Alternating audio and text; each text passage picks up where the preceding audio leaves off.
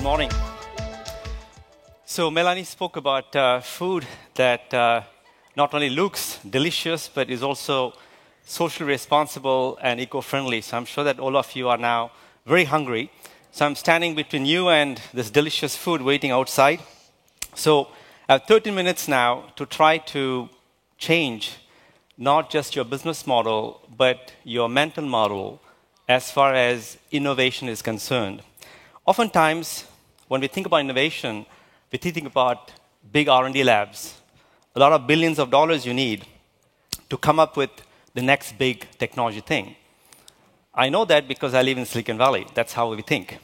But I want to show you today that more than money or resource, what is most important to come up socially relevant innovation is a good dose of resourcefulness and human ingenuity. So I want to talk about how resourcefulness drives entrepreneurship and innovation in emerging markets. I actually grew up in Pondicherry, which is a former French colony made famous by Ang Lee in his film Life of Pi, for those of you who saw it. A beach town like this one. And I went to French school, so the medium of learning was French. And I used to watch a lot of English movies. Many of them were 10 years old by the time they came to India in the 70s, but I loved them. So I got very interested in English language. So I wanted to learn English. At that time, in the 70s, we didn't have the internet. We didn't have Wikipedia, so we didn't have YouTubes.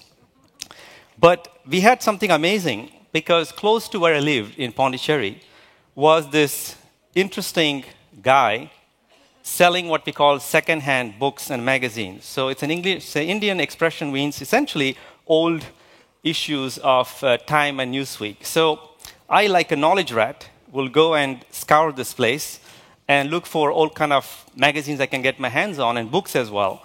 And that's how I ended up perfecting my English. I'm delighted now standing in front of you to speak in Shakespeare's language now. So why I say that is because in emerging markets, resource scarcity is not seen as a problem. As a matter of fact, scarcity becomes the mother of invention. Let me give you an example of an entrepreneur who embodies this principle. Mansukh Prajapati has invented the world's cleanest fridge. It's called Miti Cool.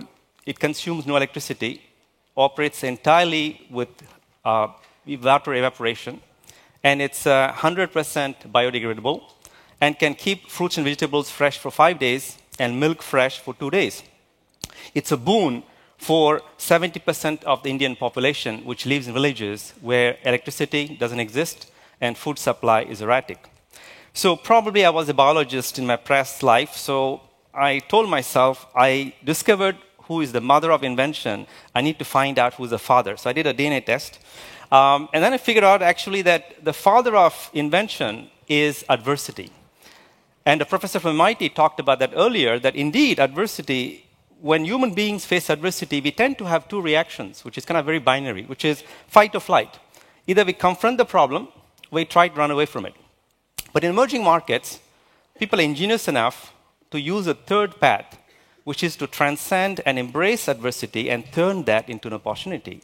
For example, Kanak Das was a young man, he's not an entrepreneur, in the northeast of India, had a problem because he was riding his bicycle to work every day in his village, and the village was full of, the roads were filled with potholes and bumps, which slowed him down. So imagine you're an engineer working for a major Western car company. Your instinct would be, well, there are bumps on the road, I need to come up with shock absorbers, right? Problem, confront the problem. He came up with a third path, which is to equip his bike with a makeshift device that converts every bump into acceleration energy. So the more bumps on the road, the faster the bike rides. Okay? That is very ingenious. So you see this kind of resourceful ingenuity in many emerging markets. For example, this is an example from Calvin Doe in Sierra Leone, who at 13 taught himself engineering and scoured trash bins to collect spare electronic parts, to create batteries, generators, and transmitters, and even set up his own radio station. He actually calls himself DJ Focus. He was actually invited to MIT Harvard to teach young engineers and future MBAs how to be ingenious with little resources. Another interesting example comes from this time South America. This is from Peru, where there is about 98% humidity every year and only 1 inch of rain every year. So, a local engineering college came up with this brilliant idea to create these advertising billboards that actually, through the sheer size of their, the space on the billboard, actually converts humidity in the air into drinkable water, generating over 90 liters of water, literally from thin air that can create water. That's an amazing invention. So I, in the last 10 years, have tried to document, and I wrote my book as well, all these ingenious solutions around the world. But my interest was, what is the underlying mindset of these entrepreneurs who come up with these very clever, very frugal, and very inclusive solutions? I couldn't find a method per se, but what I discovered is that all these entrepreneurs actually share a unique mindset, which I call Jugaad. Actually, it's a Hindi word that means the improvisational ability to come up with a very clever solution in an adverse situation. So the idea is that when you don't have too many external resources, money, capital, and natural resources, you go within yourself to tap what is most abundant, which is ingenuity and resourcefulness, and then use that to come up with the best possible solution that creates value for yourself and your community. This is a concept, interestingly, may come from India, but again, also exists in many other emerging markets. But it happens that there is one Western philosopher, I would say, or intellectual, who perfectly captured that, and he happens to be French, and that's important because French, we call it un grand pays d'ingénieurs, a big country of engineers. So he actually compared the difference between being engineer and being ingenious. He called that the experts versus the bricoleur in his landmark book published in 1962 called La Pensée Sauvage. So the difference is that when an expert, an engineer, faces a problem, he goes out to look for the best possible resources he can find to create the ideal solution, however time it takes. The bricoleur stops, looks at the problem, and says, what resource I have right now, and comes up with a good enough solution. That is the essence of Jugaad. So this idea of Jugaad actually is very important because we live in a world which is increasingly complex, facing major resource constraints. So Jugaad allows you to cultivate three important qualities. First, it allows you to be frugal, so you can do more with less. It allows you to be flexible, so you can be more responsive to market needs. And thirdly, it allows you to be inclusive, so you can include segments of the population which are excluded from the traditional system. So what I want to do rapidly is to synthesize, since the theme of this morning is starting a business, if you were to start a business, how to run it successfully. I think there are three principles I want to share with you that comes from this kind of a Jugaad mindset. The first one is keep it simple. That means be laser focused on what customers' needs are. And the problem is that we all say, yeah, I get it. But in the West, what we do is that once we identify the customer needs, we come up with what I call a big over-engineered solution, which is responds not just to 100% of the needs, but 300% of the needs. So that's like trying to peg a square in a hole, right? It doesn't work. So instead, try to come up with a frugal solution that may address just 80% of the needs of the customers, but does that very well and yet creates more value for them. Let me give you an example of what I mean between a difference between an over-engineered solution and a frugal solution. Millions of babies are born around the world prematurely. In the West, generally, we put them in an incubator, which costs about $20,000 US, requires a lot of electricity to operate, and clearly not a fit for many emerging markets where we face an epidemic right now of premature babies' birth. But the real problem is not that it's expensive, energy inefficient, it's the fact that actually the mother cannot have a physical contact with the kid. So looking at this, Embrace is a product that was launched by 4 startups from Stanford, which looks like a mini sleeping bag, and it has a little material inside, which looks like wax, that you can heat in a heating pad or in boiling water, and you put it back inside, and it keeps the baby at constant temperature for 6 hours straight. And it costs less than $200, which is 1% of the cost of incubators. And more importantly, it's not only affordable and simple, but most importantly, it facilitates the kangaroo care, which is the ability for the mother to hold the child against her, which is very important for the survival of the baby. And Jane Chen, one of the co-founders, even had a chance to present this to Obama at the White House recently, who really admired the solution.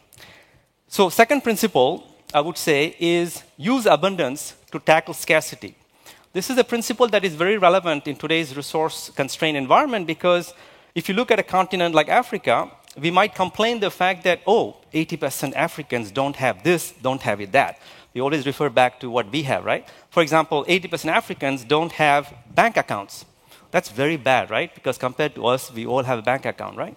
But what we don't understand is that we have to look at the glass being half full, is the fact that they also have, 80% of them have mobile phones. So the question is, how do you use what is abundant to tackle what is scarce? Well, you do that by launching initiatives like M-Pesa, which is a solution that allows half the Kenyan population today, 20 million people, to send, receive money using the mobile phone without having a bank account. Over 20% of the country's GDP is transacted to the system. So that means they will never have formal banking system. They're going straight to mobile phones as a banking device. But the question is, if they will never have banks, what else they don't need? Well, maybe they don't need to set up electricity grids. 70% Kenyans don't have access to electricity. No problem. Here's the solution. The same company that launched M-Pesa has launched M-Kopa, which allows you to use your mobile phone to buy the system, which comes with 3 solar lanterns, and a thing to charge your mobile phone as well. And then you basically make a daily payment of 50 cents. And then after 360 payments, you own the device and you get free clean electricity every day, rest of your lives. Okay? This is the new solution coming from Africa, which in my opinion is going to teach us a lot about frugal innovation. And then the third principle is what I call co-creating economies of scope. That is that, and I think earlier, I think some of the entrepreneurs mentioned that, is the fact that we are going into a world of, extreme diversity now. So the notion of economies of scale, which serves it very well when the needs were relatively uniform, is not going to work as the world becomes more diverse with more heterogeneous market requirements. So what it matters is that in the future is that you start thinking not in terms of scale, but also in terms of scope, which is how can I personalize your products and services to meet these unique needs of these micro segments, these micro markets. And for that, I would say that you need to learn to co-create solutions with partners. That's the only way you can achieve what I call inclusive growth, which is the sweet spot where you can have both scale and scope. And let me give an example of a social business that does that very well, which is in India called Selco, founded by Harish Shande. And roughly, in a long story short, what they do is they have implemented over 125,000 solar lanterns, energy solutions in rural areas of India, in the most extreme kind of hard-to-reach places of India. And what is amazing is that every solution is personalized. So this solution is adapted for the need of the kid who has to do homework in the evening. But the solution will be different for a farmer who has to collect rosebuds between midnight and 2 a.m., for example. And what they do is they use micro-entrepreneurs in Indian villages who actually charge these lanterns in the morning and then distribute them in the evening and then come back in the morning to collect them to recharge along with the daily payment. So it also creates jobs for the local youth. So this is what I mean by, mass personalization using partnerships in a very frugal and clever way. So the good news is that this concept of Jugaad, doing better with less, is now being taught actually in Western schools, which is very hopeful. That means that these kids you are going to see, I'm going to talk briefly, whether it's from Stanford or from MIT, are going to be the next generation of frugal entrepreneurs. This is a program in Stanford University, where I live in Silicon Valley, where they teach actually MBAs, engineering students to work together to co-create solutions in energy, transportation, or medical field that will be 1% to 5% the cost of solutions existing in the market right now. And the Embrace Baby Warmer came actually from this program. Similarly, MIT has launched a program called the Tata Center for Engineering and Technology and Design, which also focuses on creating what they call, and I love that, human scale innovation that actually matters to human beings, not just technology solutions. So this is starting to happen in the West, which is a very kind of exciting thing to celebrate. So in a summary, I would say that the 20th century was all about tech-powered innovation. Think about it, right? It's always about think iPhone 5, now we have iPhone 6. Soon we are lusting for iPhone 7, 8, 10. You can keep going like this. And yet we are still unhappy. Resources are still getting scarce. We're still keeping, worrying about the future for our children. So I would argue that in the 21st century, what we really need is what I call human-powered innovation.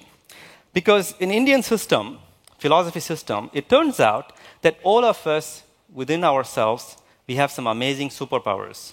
And these superpowers include ingenuity, compassion, and a sense of purpose. The problem is that we know how to turn on a cell phone, we don't know how to turn on these chakras, as we call them. But if 7 billion people on this planet can turn on the chakras, you can imagine the amazing impact they can have both at the individual level and also on a collective level. And finally, I want to share with you 2 projects that I'm part of that hopefully will inspire you further and show you that you can do more with less. The first one is called Jugaad Africa.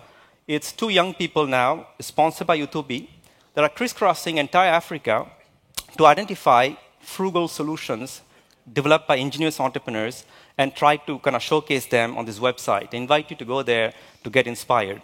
The second project that I'm involved in, I'm the curator of a major exhibition which is taking place in Paris right now called WAVE, which showcases how collective ingenuity is transforming the world. It's about 20 major projects of individuals who actually are doing amazing things. And this is an exhibition that will travel around the world in coming years. So hopefully, through these 2 projects, I'm hoping that you will also get inspired and tap into your own ingenuity to go change the world. Thank you so much.